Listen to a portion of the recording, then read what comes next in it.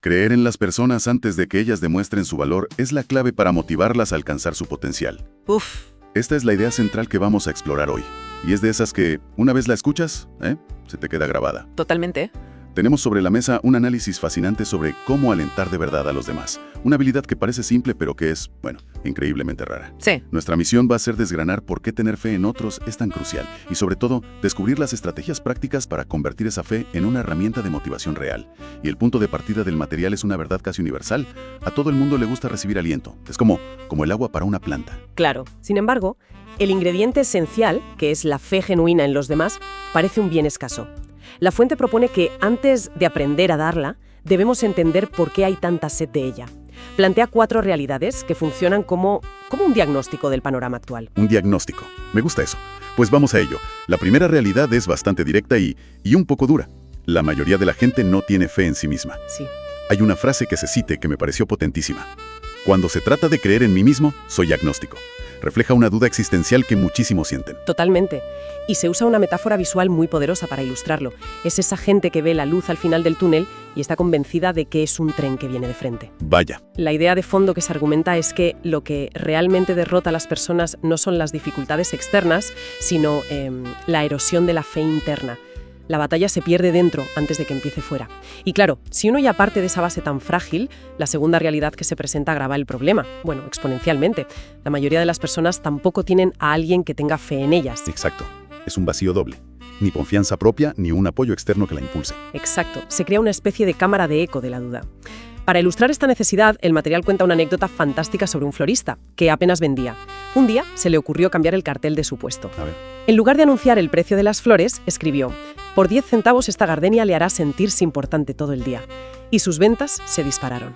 Qué historia tan buena. Porque lo que vendía no era una flor, era un sentimiento de valía, exacto, una dosis de importancia. Justo eso. Pero me pregunto si no es un poco triste que tengamos esa necesidad tan grande de comprar un sentimiento así, aunque sea por 10 centavos. Es una reflexión muy pertinente. Y el análisis conecta esto con un contexto social más amplio. Sugiere que hemos perdido parte del sentido de comunidad, del respaldo familiar que eran más comunes hace décadas. Ya. En un mundo más individualista y a menudo más aislado, ese sentimiento de valía que antes venía de serie con la tribu o la familia, ahora hay que buscarlo activamente. Y a veces no se encuentra. Entiendo. Y esa necesidad de sentirse valorado nos lleva de cabeza a la tercera realidad. La gente sabe perfectamente cuándo alguien tiene fe genuina en ellos. No se puede fingir. No.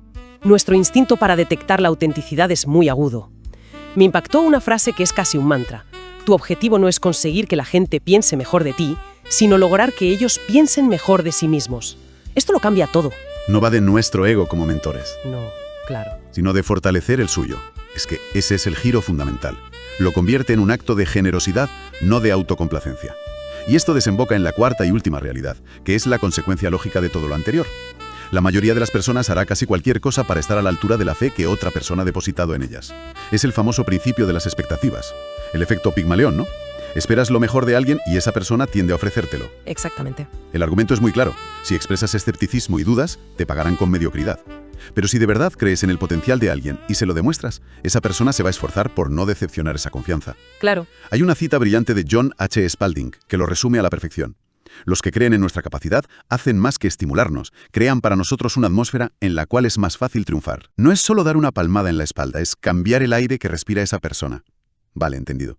El diagnóstico es bastante duro. Te deja con la sensación de que muchísima gente va por la vida con el depósito de confianza en reserva. Sí, la pregunta que surge de inmediato es, ¿vale? ¿Y qué hacemos al respecto? Por suerte el material no se queda ahí, sino que nos da un taller de herramientas bastante completo, ¿verdad? Sí, aquí es donde pasamos del por qué al cómo. Se proponen 7 estrategias muy prácticas, muy accionables, para cultivar y demostrar esa fe en los demás de manera efectiva. Pues vamos a desglosarlas. La primera es, quizá, la más difícil y la más importante. Cree en ellos antes de que triunfen. Es muy fácil subirse al carro de un ganador, apoyar a alguien cuando ya ha demostrado su valía.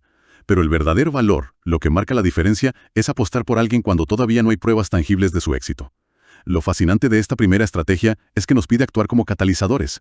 El análisis usa una metáfora preciosa. Todas las personas guardan semillas de grandeza en su interior. Semillas de grandeza. Creer en ellas es como regar esas semillas. No garantizas que la planta vaya a crecer, pero creas las condiciones para que sea posible. Es un acto de fe en el potencial, no en la realidad presente. Ya. Y esto nos lleva directamente a la segunda estrategia, que es muy concreta. Enfatiza sus puntos fuertes. Esto choca frontalmente con la idea tan extendida del feedback constructivo, que a menudo se centra casi exclusivamente en lo que hay que mejorar. Sí, Parece que pensamos que para ayudar a alguien hay que señalarle sus defectos. exacto. La fuente argumenta que ese enfoque es erróneo, o al menos incompleto. El camino más efectivo es el opuesto, construir sobre lo que ya funciona. Claro. Hay una cita de Bruce Barton que lo clava. Los que se atreven a creer que algo dentro de sí mismos es superior a las circunstancias, logran resultados fuera de lo común. Al enfocarnos en los puntos fuertes de los demás, les ayudamos a ver que ya tienen las herramientas para superar los desafíos. Ya. El consejo práctico es muy directo. Elógialos por lo que hacen bien y hazlo tanto en privado como en público. Un momento. Si juntamos estas dos primeras ideas, creer en ellos antes del éxito y enfocarse en lo bueno, parece que el patrón es construir una especie de escudo de confianza alrededor de la persona antes de que se enfrente a la batalla. Sí, eso es. No es tanto animarles durante la pelea, sino armarles antes de que empiece. Es esa la idea de fondo. Es una síntesis perfecta. Se trata de cargar su batería psicológica. Y la tercera estrategia refuerza precisamente esa idea. Compila sus triunfos pasados. Ah, A veces la gente no necesita que le digan que son buenos. Necesitan pruebas de que ya lo han sido. claro, hechos. Mary Kay Ash lo decía de una forma genial. Toda persona tiene un letrero invisible colgado al cuello que dice: hazme sentir importante. Y recordarle sus propias victorias es una forma potentísima de hacerlo. El ejemplo que se usa para esto es un clásico absoluto. La historia de David y Goliat. Es un ejemplo perfecto porque ilustra el mecanismo psicológico a la perfección. El momento clave es cuando el rey Saúl, con toda su lógica, duda de la capacidad de David. Le dice: no podrás, porque eres un muchacho, y él un hombre de guerra.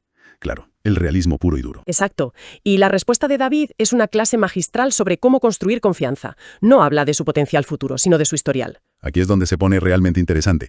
No promete nada, solo presenta su currículum. Precisamente. Cita textualmente: tu siervo era pastor. Cuando venía un león o un oso, salía yo tras él y lo hería. Jehová, que me ha librado de las garras del león y del oso, también me librará de la mano de este filisteo. Vaya. David conecta sus victorias pasadas, aparentemente no relacionadas, con el desafío presente para fabricar la confianza que necesita.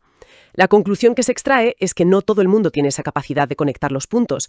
Nuestro papel, a veces, es ser ese historiador de sus éxitos. Un historiador de sus éxitos me encanta. Recordarles que ya han vencido a leones y osos en el pasado. Pero ¿cómo se hace eso sin sonar condescendiente? ¿Cómo le recuerdas a alguien sus éxitos sin que parezca que le estás tratando como a un niño que necesita que le animen?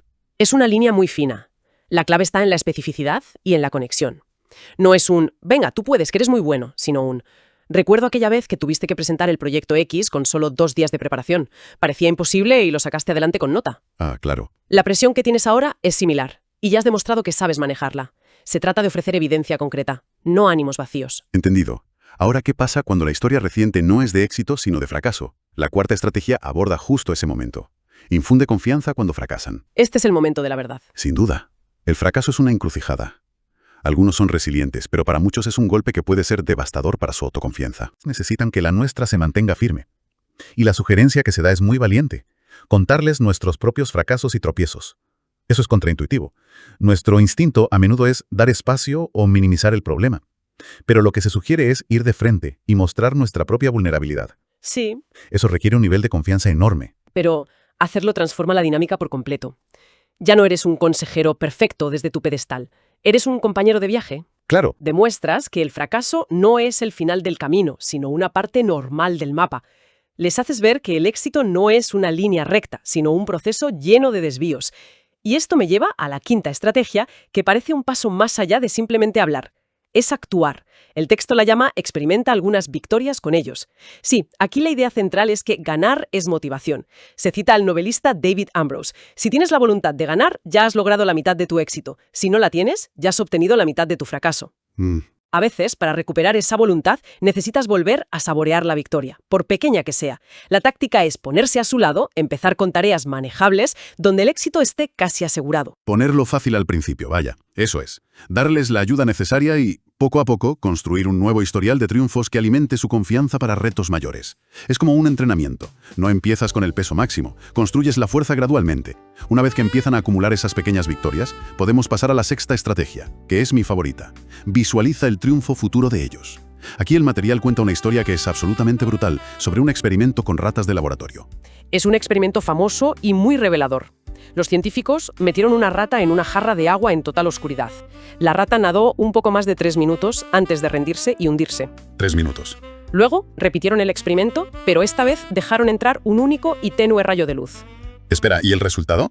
Porque he oído versiones, pero los datos concretos son impactantes. En esas condiciones, con solo un hilo de luz, la rata nadó durante 36 horas. ¿Perdón? ¿36 horas? 36 horas, unas 700 veces más. La conclusión es sobrecogedora. La esperanza que le daba poder ver esa luz, por pequeña que fuera, la mantuvo a flote. ¿700 veces más? Ese dato es increíble. Es la demostración más brutal que he oído sobre el poder de la esperanza. No es una idea poética, es un motor biológico de supervivencia. Exacto. Y si esto es así para un animal, imagina el efecto en los seres humanos. La fuente lo resume con una frase lapidaria. Una persona puede vivir 40 días sin comida, 4 días sin agua, 4 minutos sin aire, pero solo 4 segundos sin esperanza. Joder. Cuando pintas un cuadro vívido del éxito futuro para otros, les estás dando ese rayo de luz. Les das una razón para seguir nadando. Y esto nos lleva a la última estrategia, la séptima, que suena como la culminación de todas las demás. Espera un nuevo nivel de vida para ellos. ¿Qué significa exactamente? Significa ayudarles a levantar la vista del suelo y mirar al horizonte. Se cita al estadista Konrad Adenauer. Todos vivimos bajo el mismo cielo, pero no todos tenemos el mismo horizonte. Qué bueno. El objetivo final no es solo que superen un reto concreto, sino ayudarles a ampliar su propio horizonte, a que se atrevan a soñar con algo más grande de lo que creían posible para sí mismos. Claro. Cuando depositas tu fe en ellos de esta manera, no solo les ayudas a resolver un problema, les motivas a redefinir sus propias expectativas sobre su vida. Entonces, si lo resumimos todo, el mensaje central de este análisis es muy claro. Para alentar de verdad a alguien, el primer paso, el fundamental, es creer en su potencial, incluso antes de que sea evidente. Sí. Y esto no es un sentimiento pasivo, es una acción constante. Enfatizas sus fortalezas, les ayudas a recordar sus victorias pasadas para construir una base de confianza, les apoyas sin juzgar cuando fracasan y, sobre todo, les ayudas a visualizar un futuro donde triunfan. Es un trabajo de artesano. Es un trabajo y, como se reconoce en la fuente, implica un riesgo. Depositar fe en otros es correr el riesgo de que no estén a la altura o de que te decepcionen. Pero la conclusión es que las recompensas superan con creces ese riesgo. Merece la pena, desde luego. Hay una cita final de Robert Louis Stevenson que lo encapsula todo maravillosamente. Ser lo que somos y llegar a ser lo que somos capaces de llegar a ser es el único fin de la vida. Al depositar nuestra fe en otros, les ayudamos a cumplir ese propósito fundamental. Ya. Y en ese proceso no solo enriquecemos sus vidas, sino que inevitablemente enriquecemos también la nuestra. Todo el análisis se ha centrado en cómo podemos alentar a los demás, en ser esa figura para otros. Pero, para dejar una última pregunta en el aire, me gustaría darle la vuelta. ¿Qué pasaría si aplicáramos estas 7 estrategias con nosotros mismos? ¿Qué semilla de grandeza personal podríamos regar si nos convirtiéramos en nuestro propio historiador, compilando nuestros triunfos pasados? Si nos obligáramos a enfatizar nuestros puntos fuertes en lugar de obsesionarnos con los débiles. Y sobre todo, si nos infundiéramos confianza a nosotros mismos, precisamente después de un fracaso. Quizá ese sea el primer paso para poder ofrecerlo de forma genuina a los demás.